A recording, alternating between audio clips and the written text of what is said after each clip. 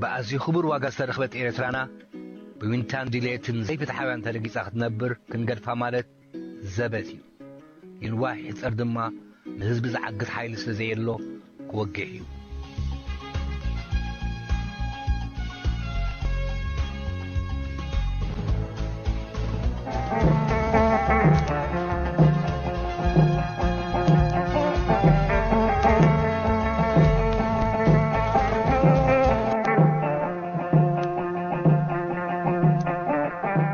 معرف عسرت حدي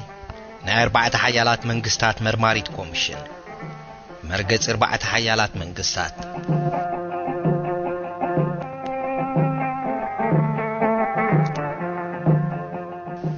أتناب كال أيبكينات عالم سميرا حيل فاشتنت زسنفا 4 حيالات مالت بريطانيا فرنسا حبرت سوفيتن حبرات منقستات أمريكان دهرت وقع أبناء حدن وددرن مفتقاتن آتوا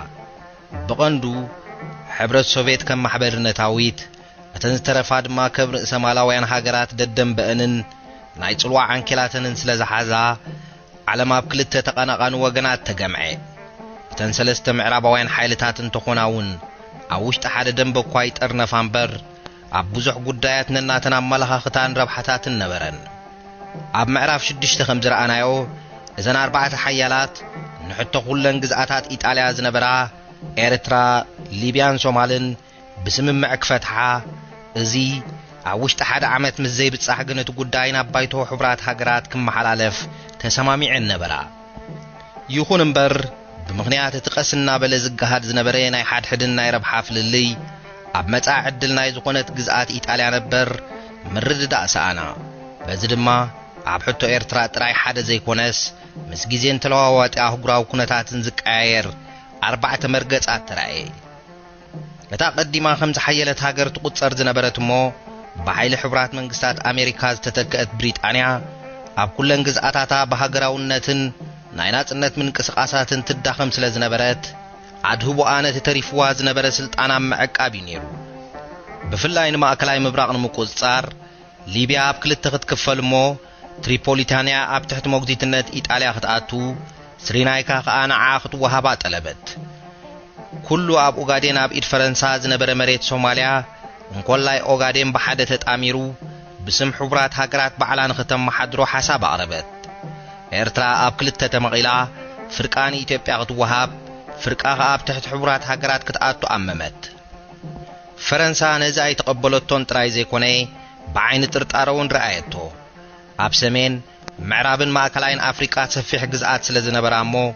انصاران خيل لعل تفرح سلازنبرات ناصنت زبحالا بزنا كاتو دليتاي نبران بز مخنيات زي كل انتن جزءاتات اب تحتها غراو قصصر موجديتنت إيطاليا يوهبا زبل حساب أغربت جن تريبوليتانيا نعا أخذ وهبا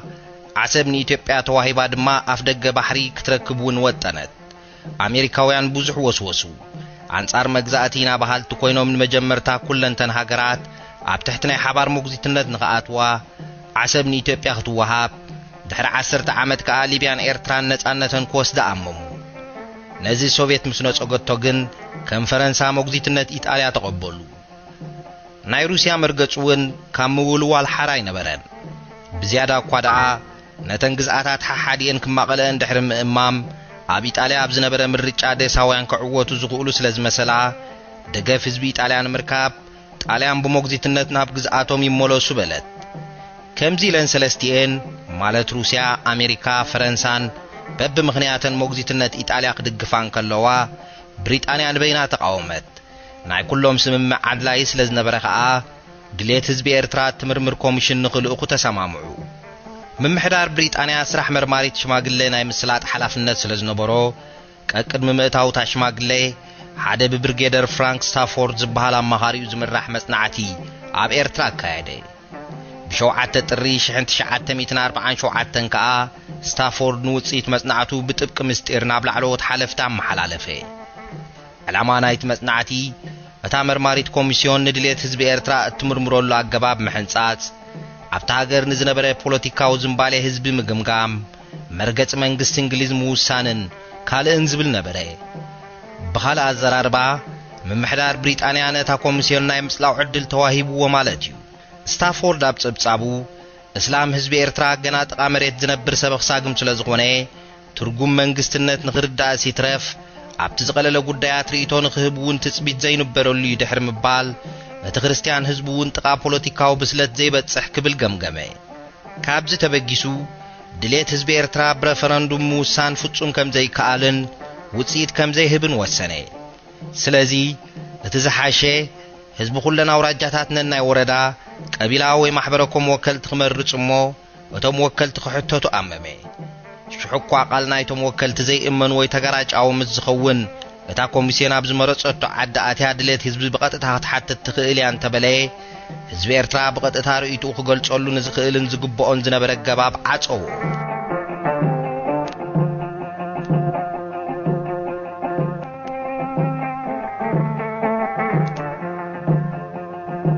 ንድሌት ህዝቢ ብዝምልከት ህዝቢ ኤርትራ መንግስቲ ኢጣልያ ዋላ ብሞግዚትነት ንኽትምለስ አይደልን ይበለ መንግስቲ ብሪጣንያ ግን ኢጣልያ ዘየተኣታተወቶ ናይ ትምህርቲ ዴሞክራሲያዊ ሓሳባት ሓድሽ ነገር ብምትእትታው በተዛማዲ ናይ ህዝቢ ተቀባልነት ከም ዝነበራ መልከተ ኣብ ልዕሊ ብሪጣንያ ሁሉ ይኽእል ካብ ዝበሎ ክስታት ወይ ምጉርምራማት ጉዳይ ናይቶም ድሕሪ ምልዓል ዓሊ ሙንጣዝ ኣብ ባርካ ወታደራት እንግሊዝ ዝተቆትሉ ሰላማውያን ሰባት እቲ ብ1946 ወታደራት ሱዳን ኣብ ልዕሊ ህዝቢ ስመራ ዝተወስደ ጃምላው መቅተልቲ ህዝቢ ዝጽዕዶ ንዝነበረ መሬት ብኮንሾሰነን ኢጣልያውያን መዕዳልን ጠቀሰ ኮይኑ ግን ብሪጣንያ ተቀባልነት ህዝቢ ስለ ዝነበራ ተሰማዕነታ ክብ ዝበለ ከም ዝኸውን ኣመተ ካብ ሕብረት ምስ ኢትዮጵያን ሞግዚትነት ኣብ ትሕቲ ጣልያን ወይ ኣብ ትሕቲ ኣርባዕተ ሓያላትን ህዝቢ ኤርትራ ነና ይመርጽ ኣብ ዝብል ሕቶ ስታፎርድ ደገፍቲ ኢትዮጵያ ኣብ ክልተ አውራጃታት ማለት ሰራይን ሐማሴንን ከም ዝነበሩ እዚኣቶም ከኣ 85 ናይ ህዝቢ ሰራይ 75 ከኣ ናይ ህዝቢ ሐማሴን ከም ዘቆሙ ኣመልከተ ዝተረፈ ህዝቢ ግን ሞግዚትነት ከም ዝሓትት ድሕሪ ምግላጽ ነቲ ኣከፋፍላ ብከምዚ ዝስዕብ ገምገሙ 98 ሚታዊት ናይ ህዝቢ ባርካ 66 ሚታዊት ናይ ህዝቢ ሰንሒትን ሳሕልን 98 ሚታዊት ናይ ህዝቢ አውራጃታት ቀይሕ ባሕሪ 80 ሚታዊት ከኣ ናይ ህዝቢ ኣክሉ ግዛይ ካብቲ 957 ሺህ ዝግምገም ህዝቢ ኤርትራ 50 ሺህ ዝኾኑ ጠላይን ሓናፍጽን ካልኦት ወጻተኛታትን ከይቆጸርካ 538 ሺህን 100 ደገፍቲ ናጽነት 418 ሺህን 900 ናይ ኢትዮጵያ ደለይትዮም በለ እዚ ሓበሬታ ኣሃዛት ይኹን ሚታዊት ኣብ ከመይ ዝመሰለ መጽናዕቲ ዝተመርኮሰ ምንባሩ ስታፎርድ ይገለጸን بحقون ኣብቲ ግዜቲ ከምዚ ዝመሰለ ደቂቕ ጸብጻብ ክወሃብ ዘኽእል ናይ ህዝቢ ቆጸራ ይኹን ንሓቀኛ ድሌታት ምርመራ ተኻይዱ ነይሩ ዝብል ሓበሬታ ፈጺምና ይንረክብን ስለዚ ከም ቅቡል ወይ ውሁብ ኣይንወስዶን ይኹን እምበር ብናይ ገዛ ርእሱ ጸብጻብ ልዕሊ 56 ሚታዊት ናይ ህዝቢ ኤርትራ ናጽነት ድሕሪ ሞግዚትነት ከም ዝደሊ ስታፎርድና ተኣመነን እታ ቀዲምና ዘርዝርናዮ ጥርዓናትን ድሌትን ህዝቢ ዝገልጽ መልእኽታትና ተቀበለን እንከሎ ናጽነት ኤርትራ ዘይግብራውን ነባርነት ክህልዎ ዘይክእልን ጠለብ ብምባል ካብ ግምት ኣውጽኦ ብዝያዳ ንመቕለ ኤርትራ ኣብ ሱዳንን ኢትዮጵያን ዝዓበየ ሚዛን ብምሃብ ድማ ብሪጣንያን ኤርትራ ብሞግዚትነት ንኽትሕዛ ካብ ኢጣልያ ክትሕረኸም እትኽእልን ነዚ ክትቀረበሉን ኣማኸረ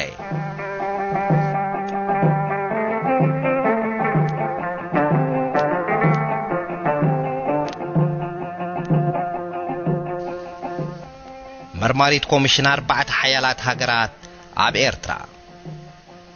ناير بعد حيالات منقستات مرماريت كوميشن سرح قدم من جمارة حد ورحبيلو الرابطان إيرتران إيرتراويان وي ليبرالاو سلفن بسم ليبرالاو حبرت سميرن بحد بروغرام اب قدمي أربعان حبرات هاجرات التقوطاطرو موغزيتنت عباي بريطانيا نختقلبان تساممعا نزاب قبر زوع الحنصات وي سقمت غناي وسدان نزا قداس سقمت زي ስለምንታይ ከም ዘይወሰዳ ብሩህ ኣይኮነን ብሶንክ ግን ክረኽቦ ይኽእላን ዝነበራ ሓይልን ጥርናፈን ከም ዝሰኣና እናበርህ ክኸይድ እዩ ኣብ መታሕት እቲ መስርሕ ምቕያር ካብ ግዝኣት ሽማግለ ናብ ምምሕዳር መራሕቲ ቀቢላታት ይጅመር ስለ ዝነበረ ኣብ ገለ ቦታታት ሓይሊ ሽማግለ ተጓዲሉ ነይሩ እዩ እቲ ዝበዝሕ ህዝቢ ትግረ ማለት እዩ ከዓ ሰዓቢ ኣራቢጣ ኾነ ቀንዲ ሓይልን ዓንዲ ሕቆን ናይቲ ናይ ናጽነት ደንበ እዚ ሰዓብና የራቢጣ ወይታ ምስልምና ዝኣምን ክፋልና ህዝቢ ኤርትራ ነበረ ርግጽ ኣብ ከበሳውን ብርክት ዝበሉ ሰዓብቲ ኤርትራን ኤርትራውያን ነይሮም እዮም ግን ስብከት ቤተ ክህነት ፍርሒ ሽፍታን ካልእ ረብሓታትን ነቲ ቁጽሪ ከዛይዶ ይከኣለን ስለዚ ሰዓብነት ማሕበር ሕብረት ኣብ ከበሳን ኣብ መንጎ ክርስቲያንን ካብቲ ናይ ኤርትራን ኤርትራውያን ኣዝዩ ክብ ዝበለ ከም ዝነበረ ኣየካትዕን እታ መርማሪት ኮሚሽን ኣብ ዝመጸትሉ እምበኣር ህዝቢ ኤርትራ ኣብ ክልተ ተገሚዑ ጸንሓ እታ ኮሚሽን ብ12 ሕዳር 1947 ኣስመራ ኣተወት ሰለስተ ካብ ኣባላታ ብዛዕባ ኤርትራ ዝፈልጥዎ ነገር ኣይነበረን ጄኤ ኣተር ናይ ኣሜሪካ ናይ ሓደ ባንክ በዓል ስልጣን ዝነበረ እዩ ኤቴም ቡሪ ናይ ፈረንሳ ኣብ ምዕራባውያን ሃገራት ዘገልግል ዲፕሎማት እዩ ኤኤፍ ፊዮዶሮቭ ናይ ሩስያ ድማ ኣብ ማንቹሪያ ዘገልግል ወታደራዊ መኮንን እዮም ነይሮም ሓደ ነቲ ጉዳይ ዝፈልጥ ጀነራል ፍራንክ ስታፎርድ እቲ ዝተጠቐሰ ናይ እንግሊዝ ወካል ነበሮም ስታፎርድ ኣብ ማእከላይ ምብራቕን ምዕራብ ኣፍሪቃን ንነዊሕ ግዜ ዘገልገለ ካብ 1941 ክሳብ 44 ድማ ናይ መንግስቲ ኢትዮጵያ ኣማኻሪ ኣብ አዲስ አበባ ዝነበረ መግዛእታዊ መኮንን እዩ ጸሓፋይ ተመራማራይ በዓል ብዙሕ ምስጢርን መግዛእታዊ ውዲት ዝረቐቐሉን በዓል ስልጣን ካዩ ነይሩ መንግስቲ እንግሊዝ ንስታፎርድ ዝመስል ኣማኻሪ ናይ መንግስቲ ኢትዮጵያ ዝነበረ ሰብ ጉዳይ ኤርትራ ንኽምርምር ምምዳቡ ብዘይ ምኽንያት ኣይነበረን ዕማማትን ኣሰራርሓን መርማሪት ኮሚሽን ንምውሳን ኣብ ዝገበሮ መጽናዕቲ ንዝሃቦ ጓዕጻጽ ርእይቶ ውንድሮ ጠቒስና ኣለና ብዝኾነ ስታፎርድ ኣብ መጻኢ ዕድል ኤርትራ ዓብ ተራ ናይ ምጽዋት ስልጣን ተዋህቦ እታ መርማሪት ኮሚቴ ኣስመራ ምስ ኣተወት ኣብ ሳልስታ ማለት ብ14 ሕዳር ኣራቢጣ ልእስላምያ ዓብ ጋዜጣዊ ዋዕላ ኣካየደ ኣብዚ ድማ ንቢቢሲ ኣሶሲየትድ ፕሬስን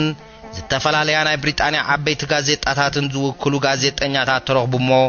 እቲ ማሕበር ጠለባቱ ኣነጸረ እቲ ኣራቢጣ ዘቕረቦ ነጥብታት ነዚ ዝስዕብ ዘጠቓልል ነበረ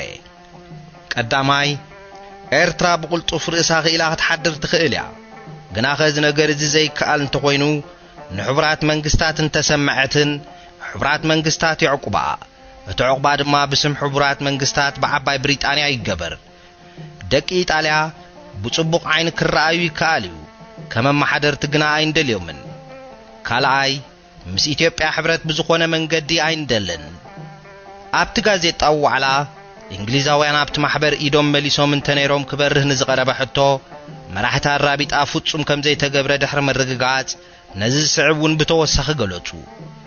ኣራቢጣ ልእስላምያ ኤርትራ ክትምቀል ወደብ ምጽዋዕ ንምስሪ ወደብ ዓሰብ ከኣን ኢትዮጵያ ክወሃብ ኮቶ ፍቓዳ ከም ዘይኮነ ብልኡኻታ ሓሳባ ገለጸት ኣብዚ ኣኼባዚ ብፕሬሲደንት ኣራቢጣ ሰይድ በክሪ አልሙርቃኒ ሼኽ ኢብራሂም ሱልጣንን ዝምርሑ ዓበይቲ መራሕቲ ኣራቢጣ ተረኽቡ እዚ ጋዜጣዊ ዋዕላ እዚ ኣብ ኣተሓሳስባ ምዕራባውያን ሃገራት ይኹን ፖለቲከኛታት ብሪጣንያ ዘምጽኦ ጽልዋ ዝነበረ ይመስልን ኣብቲ ቅንያት እቲ ማንቸስተር ጋርዲያን ዝተባህለ ጋዜጣ እንግሊዝ ኣብ ዘውጽኦ ጽሑፍ ጉዳይ ኤርትራ ካብ ጉዳያት ዝተረፋ ግዝኣታት ኢጣልያ ነበር እቲ ዝበርትዐ ከም ዝነበረ ገለጸ ብዛዕባ ናጽነት ኤርትራ ከም ተኽእሎ እኳ ዝኾነ ቃል ከየውፅእ ድማ ደጋን ወይነ ደጋን ንኢትዮጵያ ሂብካ መታሕት ብሞግዚትነት ከም ዝጸናሕ ምግባር መሓሸ ዝብል ሓሳብ መረጸ ግን ከኣ ንመታሕት ብሞግዚትነት ዘመሓድር ከካበይ ዝርከቦ ዝብል ሕቶ ከዓ ጨንቆ ዘግላስኮ ሄራልድ ዝተባህለ ጋዜጣ ስኮትላንድ ድማ ግብጺ ኢጣልያን ኢትዮጵያን ኣብ ልዕሊ ኤርትራ ዘቕርብኦ ንዝነበራ ጠለባት ድሕሪ ምንቃፍ ናብ ሞግዚትነት ብሪጣንያ ዝያዳ ዘዘወ ኣብ መወዳእታ ኤርትራውያን ርእሶም ክኢሎም ክመሓደሩ ከም ዘይክእሉ ግሉጽ ነገር እዩ ዝብል መደምደምታ ከኣሃበ ኣሽንኳይዶ ነዞም ንዕድል ኤርትራ በብረብሖም ዝርእዩ ዝነበሩ ኣባላት ኮሚሽን ይብል ትሬቫስኪስ ንዝኾነት ካልእ ረብሓ ዘይነበረ ኣካል ናይ ክኢላታት እቲ መጽናዕቲ ብውሕዱ ዓመት ምወሰደላ ግን ካብ 12 ሕዳር 1947 ክሳብ 3 ጥሪ 1948 ማለት ን52 መዓልታት ጥራይ ኣቢላ ጸንሐት ንመራሕቲ ፖለቲካዊ ሰልፍታትን ማሕበራትን ኣብ ቤት ጽሕፈታ ወከልቲ ህዝቢ ተባሂሎም ብምምሕዳር ብሪጣንያ ንዝቐረቡ ሽማግለታት ከዓ ኣብ ዝተፈላለየ ክፍልታት ኤርትራ ረኺባ ድማ ኣዘራረበት እተን ናጽነት ዝጠልባ ዝነበራ ሰልፍታት ኣብ ክንዲ ብሓደ ቃል በብውልቀን ኣብ ቅድሚታ ኮሚሽን ቀረባ ሰልፊ ሻራ ኢጣልያ ሞግዚትነት ጣልያን ብምሕታት ኣኳያ ፍልይ ዝበለት ነይራ እምበር አሞንጎ አራቢጣን ኤርትራን ኤርትራውያንን ዳርጋናይ ፕሮግራም ፍልልይ አይነበረን ክልቲኤን ሙሉእ ናጽነት ዝጠልባ ክልቲኤን ሞግዚትነት እንግሊዝ ዝቅበላ ሕብረት ምስ ኢትዮጵያ ይኹን ምቕልና ኤርትራ ዝነጸጋየን ዝነበራ